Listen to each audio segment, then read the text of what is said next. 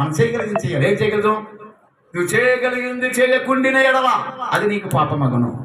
నువ్వు చేయగలిగింది గట్టిగా చేయాలి. ఏం చేయగలదు చెప్పాలి. ప్రార్థన చేయలేవా? మరి ఎందుకు చేయట్లేదు?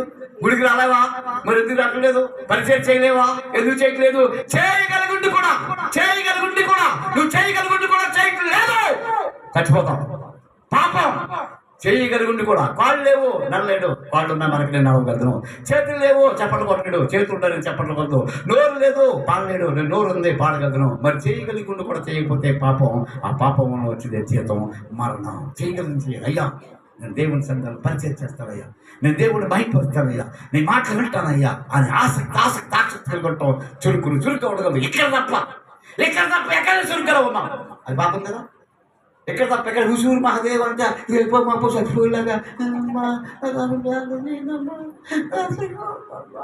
ఇక్కడ మెట్టి దాటాక ఇక్కడేమో పిల్లి, మెట్టి దాటాక పులి కదా. పెద్ద పులిని నేను ఎక్కడ?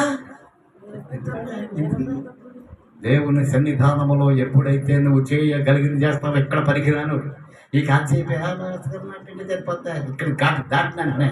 పెద్దమ్మ, చిన్నమ్మ, పెద్ద పులి, ఎందుకు?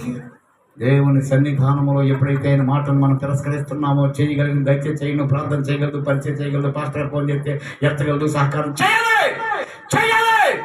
చేయకపోతే ఇక్కడ అది చేయగలిగితే చేయలేనియా. అమ్మ దీన్ని చెప్పిన చేయగలిగితే చెయ్యగలిగింది ఎక్కువ ఉండటం వలన అది మీరు చేయగలిగింది. మీరు ఎంత పాపం చేస్తున్నారు తెలుసా? మీరు చేయగలిగింది మానేస్తున్నారు.